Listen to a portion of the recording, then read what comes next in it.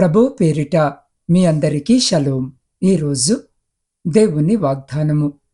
నేను ఐగుప్తీయులకు కలగజేసిన రోగములలో ఏదియు మీకు రానియను. నిన్ను స్వస్థపరచు యెహోవాను నేనే అనెను. నిర్గమకాండం 15వ అధ్యాయము 26వ వచనం. ప్రియ సహోదరి సహోదరులారా, ఈరోజు జీవాక్యము వినిచిన్న మీ అందరికీ మన ప్రభువును ప్రియరక్షకుడైన యేసుక్రీస్తు జీవము కలిగిన నామమున ఈ నూతన దినపు శుభములను వందనములను తెలియజేస్తున్నాను.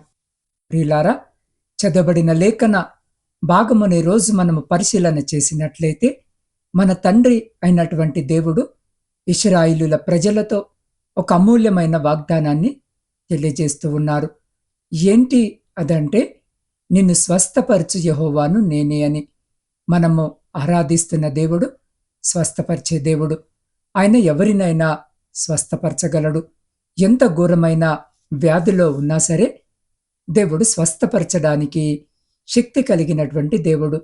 క్రొత్త నిబంధన గ్రంథములో గనుక మనము చూస్తే మత్తయి సువార్త, మార్కు సువార్త, లూకా, యోహాను సువార్తలలో యేసు క్రీస్తు ప్రభువారు ఈ భూమి మీద సంచరిస్తున్నటువంటి దినాలలో ఆయన ఏ మార్గము గుండా వెళుతున్నారని ప్రజలకు తెలిసిన అనేక మంది రోగులను, వ్యాధిగ్రస్తులను, దయ్యములు పట్టిన వారిని ఆయన వెళ్ళే మార్గంలోనికి తీసుకొచ్చారు. ఆయన ఏ ఇంట ఉన్నారో తెలుసుకొని ఆ ఇంటి దగ్గరకు రోగులందరినీ తీసుకొని వచ్చారు. ఎందుకు తీసుకొచ్చారు అనంటే, ప్రభువైన యేసు క్రీస్తు స్వస్థపరచడానికి శక్తి కలిగిన దేవుడని ప్రజలందరూ కూడా తెలుసుకున్నారు. ప్రియులారా, ఆయన దగ్గరికి వచ్చిన వారిని ఎవరిని త్రోసివేయకుండా అందరినీ కూడా స్వస్థపరుస్తూ బాగు చేస్తూ వచ్చాడు. ప్రియులారా, దేవుడు స్వస్థపరిచే దేవుడే.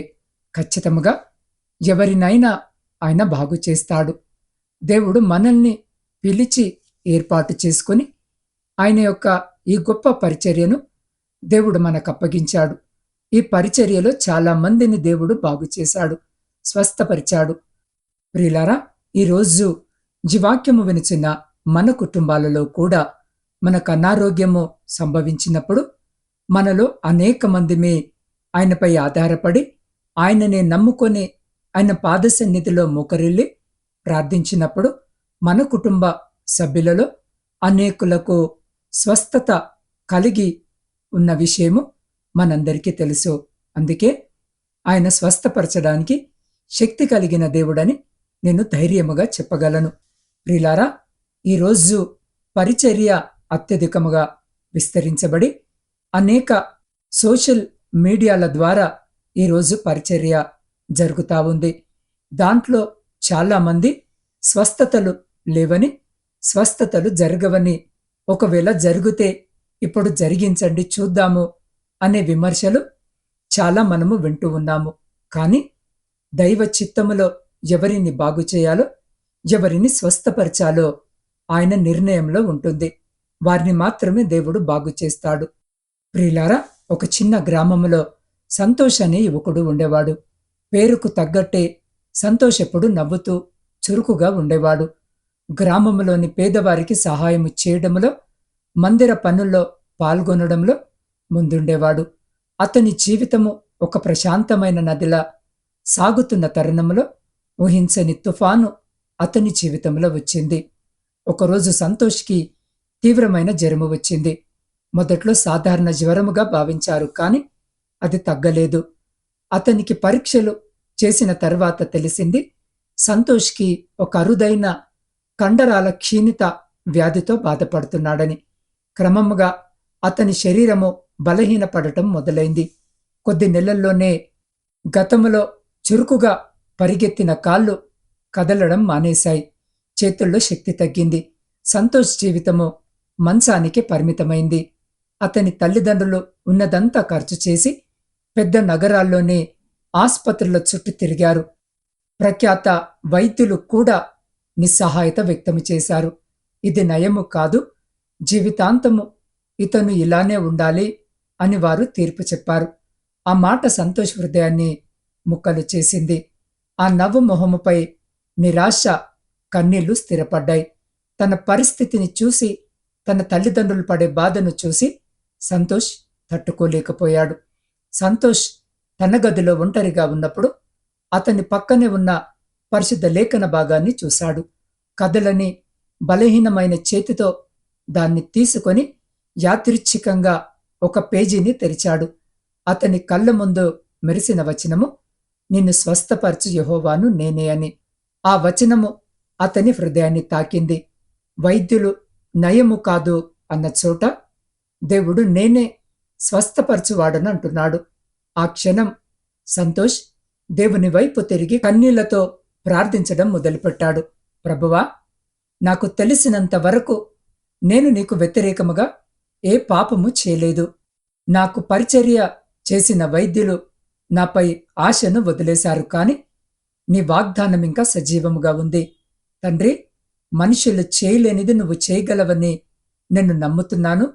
నీవే నా డాక్టర్వి, నీవే నా స్వస్థతవు అని ప్రతిరోజు సంతోష్ ఒక వచనాన్ని పట్టుకొని గంటల తరబడి ప్రార్థించేవాడు. కేవలము స్వస్థత కోసమే కాదు, ఆ బాధలో కూడా దేవుని ఉద్దేశము అర్థము చేసుకోవడానికి ప్రయత్నించేవాడు. అతని ప్రార్థనలు నిరీక్షణగా మారాయి. మంచంలోనే ఉంటూ దేవునిపై సంతోష్ దృష్టిని నిలిపాడు. సుమారుగా 6 నెలల తరువాత ఒక ఉదయం సంతోష్కి తన కాళ్లలో ఒక చిన్న కదలిక అనిపించింది. మొదట అది కేవలము భ్రమ అని అనుకున్నాడు, కాని కొద్ది రోజుల్లోనే ఆ కదలిక స్పష్టంగా మారింది. ఆ మరుసటి రోజు అతను బలహీనముగా ఉన్న మంచము అంచున కూర్చోగలిగాడు. అతని తల్లిదండ్రులు ఆశ్చర్యపోయారు. సంతోష్ ధైర్యముగా చిన్న అడుగు వేయడానికి ప్రయత్నించాడు.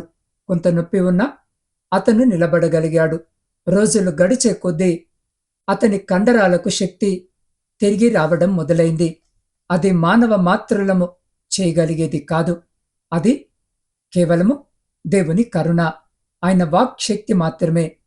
కొన్ని నెలల తర్వాత సంతోష్ కేవలం నడవడమే కాదు, నెమ్మదిగా పరిగెత్తగలిగే స్థితికి వచ్చాడు. వైద్యులు తమ పరీక్షల్లో ఎటువంటి జవాబును ఇవ్వలేకపోయారు, కాని ఆ అద్భుతమైన స్వస్థతను చూసి వారందరూ ఆశ్చర్యపోయారు. సంతోష్ కేవలము శారీరకంగానే కాదు, కాని ఆత్మీయంగా కూడా బలపడ్డాడు. అతను ఆ గ్రామములో మరియు దేవుని మందిరములో తన సాక్ష్యాన్ని పంచుకోవడం ప్రారంభించాడు. అతని మాటలు వేలాది మందికి నిరీక్షణనిచ్చాయి. ముఖ్యముగా వైద్యులు వదిలేసిన రోగులకు చాలా నిరీక్షణను ఇచ్చాయి. ప్రియ సహోదరి, సహోదరులారా, సంతోష్ జీవితంలో చూసిన ఈ అద్భుతము కేవలం ఒక కథ కాదు, మన ప్రభువైన యేసు క్రీస్తు యొక్క నిత్యమైన స్వభావాన్ని తెలియజేసే సజీవ సాక్ష్యము. ఆయన పేరు యెహోవా రాఫా, అంటే నిన్ను స్వస్థపరచు యెహోవాను నేనే అనర్థం. ప్రియ సహోదరి, సహోదరుడా, నిర్గమకాండము 15వ అధ్యాయము 26వ వచనములో ఇశ్రాయేలీయులకు దేవుడు చేసిన ఈ వాగ్దానము మనకు కూడా వర్తిస్తుంది. దేవుడు నిన్న, నేడు, నిరంతరము ఏకరీతిగా ఉన్నాడు. ఆయన తన ప్రజలను స్వస్థపరచడానికి, ఓదార్చడానికి ఎప్పుడు సిద్ధముగా ఉంటాడు.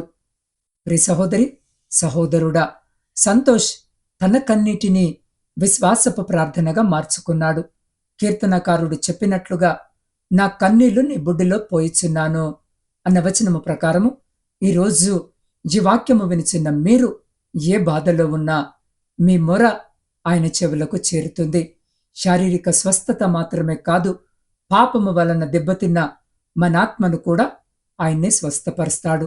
అందుకే యెషయా 53:5లో ఆయన పొందిన దెబ్బల చేత మనకు స్వస్థత కలిగెను అని రాయబడి ఉన్నది. యేసు క్రీస్తు బలియాగము ద్వారా మన పాపాలకు క్షమాపణ మరియు నిత్యజీవమనే పరిపూర్ణ స్వస్థత మనకు లభిస్తుంది. కాబట్టి ప్రియ సహోదరి, సహోదరుడా, ఈరోజు ఈ వాక్యము వినిచిన్న మీరు ఏ అనారోగ్యముతో, బాధతో లేదా నిరాశతో పోరాడుతున్నా మీ కన్నీళ్లను తుడిచి నిన్ను స్వస్థపరచుటకు సిద్ధముగా ఉన్న యెహోవా రఫా వైపు చూడండి. ఆయనే మీ అంతిమ ఆధారము, మరియు స్వస్థత. ఆయన వాగ్దానము నమ్మదగినది. అందుకే నన్ను గూర్చి మొరపెట్టుము, నేను నీకు ఉత్తరమిచ్చేదను, నీవెరుగని గొప్ప సంగతులను నీకు తెలియజేసేదను. మరియు మీ దేవుడైన యెహోవా వాక్కును శ్రద్ధగా విని ఆయన దృష్టికి న్యాయమైనవి చేసి ఆయన ఆజ్ఞలకు విధేయులై ఆయన కట్టడలన్నిటినీ అనుసరించి నడిచిన ఎడల నేను ఐగుప్తీయులకు కలగజేసిన రోగములలో ఏదియూ మీకు రానివ్వను, నిన్ను స్వస్థపరచు యెహోవాను నేనే అన్న వచనముల ప్రకారము, ప్రియ సహోదరి సహోదరుడా, మనమంటాము కదా, నిన్ను స్వస్థపరచు యెహోవాను నేనే అన్నావు కదా ప్రభువా, నన్ను స్వస్థపరచయ్యా, నువ్వు బాగుచేయి, నువ్వు ఆరోగ్యమియ్యు అని మనము అంటూ ఉంటాము. కాని ప్రియ సహోదరి సహోదరుడా, దానికి ముందు చాలా విషయాలు ఆయన చెప్పుకుంటూ వచ్చాడు. ఏమని అనంటే, దేవుడైన యెహోవా మాటను శ్రద్ధగా వినాలి. ఈ వాక్యములో దేవుడు ఏదైతే బోధిస్తున్నాడో, ఏదైతే హెచ్చరిస్తున్నాడో, ఏదైతే గద్దిస్తున్నాడో, ఏదైతే బుద్ధి చెప్తున్నాడో ఆ మాటలన్నిటినీ కూడా శ్రద్ధగా వినాలి. ఆయన దృష్టికి న్యాయమైనవి చేయాలి. అన్యాయముగా ప్రవర్తిస్తాం, అవినీతిగా ప్రవర్తిస్తాం, ఎదుటి వారిని మోసము చేస్తాం, లంచాలు తీసుకుంటాం, ఎదుటి వారి సొమ్ము పోగు చేసుకుంటాము అంటే ఆ రోగానికి స్వస్థత లేదు. న్యాయమైనవి చేయాలి, దేవుని దృష్టికి న్యాయమైనవి చేయాలి. మూడవదిగా ఆయన ఆజ్ఞలకు కట్టడలకు విధేయులై ఉండాలి. దేవుడు ఏదైతే చెయ్యొద్దు అని చెప్పాడో, ఏదైతే చెయ్యమని చెప్పాడో కొన్ని ఆజ్ఞలు ఉన్నాయి, కొన్ని కట్టడలు ఉన్నాయి. క్రైస్తవ్యము అంటే వచ్చి దండం పెట్టుకొని పోయేది కాదు. ఇదొక బాలింత పద్యము లాంటిది. పాపము చేయకూడదు, పరిశుద్ధంగా బ్రతకాలి అనేది ఆజ్ఞ. ఎదుటి వారిది ఆశించకూడదు, కష్టార్జితం మీదే ఆధారపడాలి అనే కట్టడలన్నీ పాటించాలి.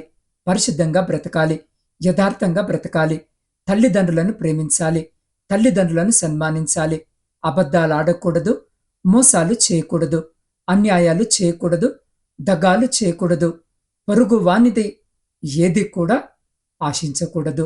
ఇవన్నీ కూడా దేవుని ఆజ్ఞలు, దేవుని కట్టడలు. ప్రియ సహోదరి సహోదరుడా, ఈ ఆజ్ఞలన్నిటినీ ఏమి చేయాలి అనంటే, వాటికి మనము విధేయులమై ఉండాలి, లోబడాలి. ఆయన కట్టడలన్నిటినీ అనుసరించి నడవాలి. ఆయన మాటలు శ్రద్ధగా వినాలి. ఆయన దృష్టికి న్యాయమైనవి చేయాలి. ఆయన ఆజ్ఞలకు విధేయులై ఉండాలి.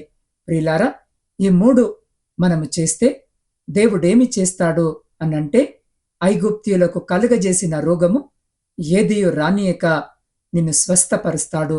కాబట్టి ప్రియ సహోదరి సహోదరుడా, ఈరోజు భయంకరమైన రోగాలు, జబ్బులు వచ్చి చనిపోతున్నారు. కానీ ఇశ్రాయేలీలకు ఆ రోగాలు రాకుండా దేవుడు ఆ దేశంలో ఉన్నప్పటికీ వారందరినీ కూడా దేవుడు కాపాడి స్వస్థతనిచ్చి ఆరోగ్యాన్నిచ్చాడు.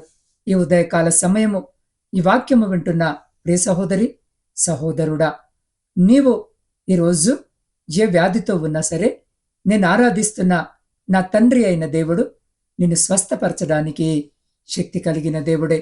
మరణపు పడకలో నువ్వు పడి ఉన్నా సరే, నేను ఆరాధిస్తున్న నా తండ్రి అయిన దేవుడు మరణ పడకలో నుండి కూడా నిన్ను పైకి లేపడానికి ఆయన శక్తి కలిగిన దేవుడు.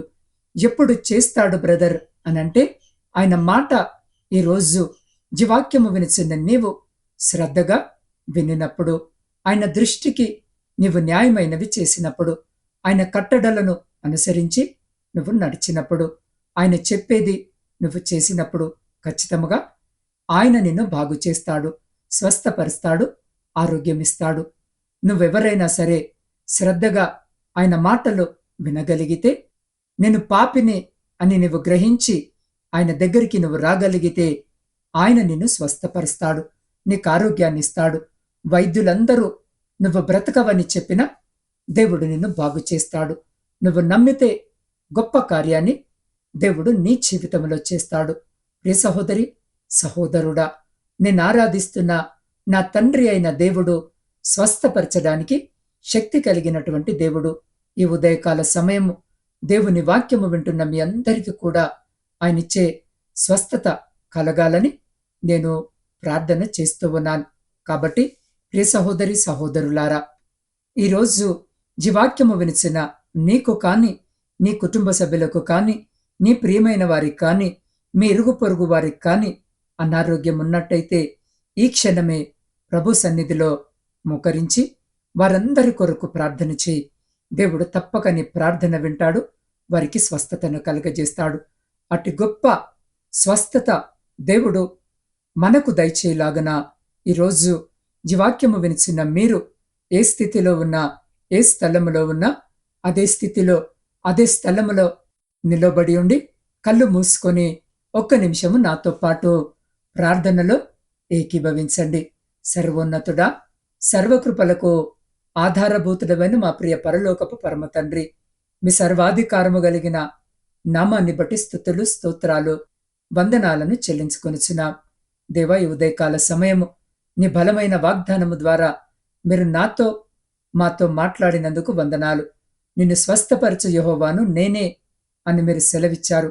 అవును తండ్రి, మీరు స్వస్థపరచడానికి శక్తి కలిగిన దేవుడవు. ఎంత ఘోరమైన వ్యాధిలో, బాధలో ఏ వ్యక్తి పడి ఉన్నా సరే తండ్రి, ఖచ్చితంగా వారిని మీరు స్వస్థపరచగలరు, బాగు చేయగలరు. అయా, పరిశుద్ధ లేఖన భాగములో కూడా ఎంతో మంది విడుదల పొందారు, స్వస్థత పొందారు, ఆరోగ్యాన్ని పొందుకొని వెళ్ళారు. తండ్రి, నువ్వు స్వస్థపరిచే దేవుడవి అయితే తండ్రి, ఈరోజు జీవాక్యము వినిచిన్న మాకు అయా మీరు 3 పనులు చేయాలని మీ వాక్యము ద్వారా సెలవిచ్చారు. అయ్యా, నీ మాటలు శ్రద్ధగా వినమని, నీ దృష్టికి న్యాయమైనవి చేయమని, నీ ఆజ్ఞలను అనుసరించి నడుమని మీరు చెప్పిన విధానాన్ని బట్టి మీకే కృతజ్ఞత వందనాలు. అయ్యా, మేము అట్టి వాటిని పాటించేవారిగా ఉండుటకు మాకు నీ శక్తిని దయచేయమని నీ పాద సన్నిధిలో వేడుకొనుచున్నాం. దేవా, మీ ఆజ్ఞలను అనుసరించి విశ్వాసము, భక్తి కలిగిన జీవితాన్ని జీవించే కృపను మాకు అనుగ్రహించమని వేడుకొనుచున్నాం. అయ్యా, ఈ రోజంతా నీ కృప, నీ సన్నిధి ప్రతి బిడ్డకు తోడుగా ఉంచండి. అయ్యా, వారి రాకపోకల్లో మీరు తోడుగా ఉండండి.